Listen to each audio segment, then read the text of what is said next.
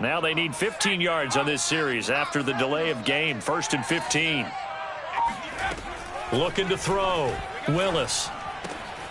Got his man complete over the middle. That's Henry. And they're able to get this one across the 35. Throwing on 1st down. Willis. He's going to sling this deep downfield. And for the 4th time tonight, it's an interception.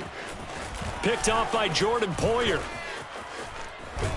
And he will take this all the way down to the 38-yard line. The utter domination here just continues. This defense, I don't know what more we can say all around about their performance. Well, it certainly feels in this game like maybe they're facing a Canadian defense. 12 guys on the field. It feels like there's an extra on every snap because they have really struggled to make headway through the air. So here's a 1st and 10 at the 38. They'll try and run some clock here as they keep it on the ground. He's brought down at the 34. Call it a gain of 4. Brandon, I've got to think this offensive line has got some smiles on its faces. And I know it sounds crazy, but they practiced for this back in training camp. They knew they'd be in situations where it'd be extra defenders in the box coming after them, trying to keep them from locking down a game. Right now, they want to show the world they're up to the challenge. Another example of this offense really having their way, Charles, and another big chunk play there on the ground. And when you look at the defense, they've got to do a much better job of wrapping up when they tackle. A lot of great opportunities continue to slip through their fingers, as do the runners. Just 2 minutes remaining here in the 4th quarter of what has been a one-sided affair.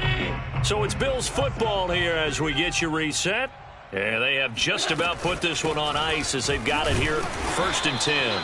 And he'll work this forward for about 3 at 2nd down. Well, that's not a run that's going to make any of the highlight tapes, but they've been moving it well all game on the ground. This is another one that keeps them moving forward.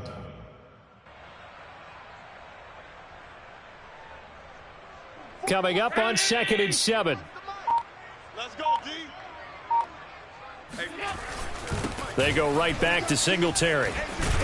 And he gets it inside the 10 to the 9. 103 yards rushing for him now with a couple of touchdown runs to boot. At carries like that, that's how they're going to continue to salt this thing away here, Charles, in the 4th quarter. Yeah, how about that? A new set of downs. Clock continues to move.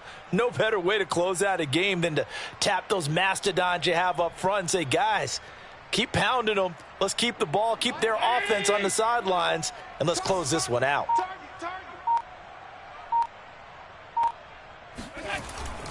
They'll try and run for it on 1st and goal.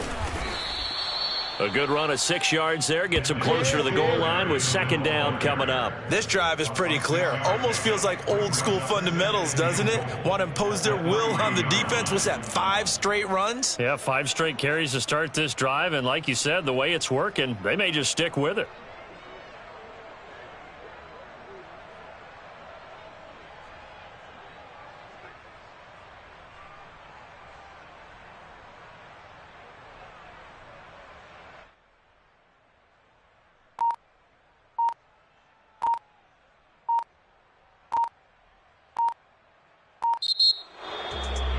Charles, it's one thing to win. It's another thing to win and put up the amount of points that they did. Boy, were they clicking on offense. They can't help but feel great about themselves, can they? I mean, what a game to put up that number of points, continually feeling like they're moving the ball and things are working and clicking. They think that they can bottle this and carry it with them. And as an offensive coordinator, you just don't think you can do anything wrong. Whatever you call, run, pass, it's all going to work. That's called being in the zone. So for Buffalo, their good start continues as they get their record up to 4-2. And they'll be able to enjoy this one through the bye week before they get back at it again. Meanwhile, for the Titans, they can't quite seem to turn things around as they fall into 2-4 now on the year. And they'll get a home date next week against the Kansas City Chiefs.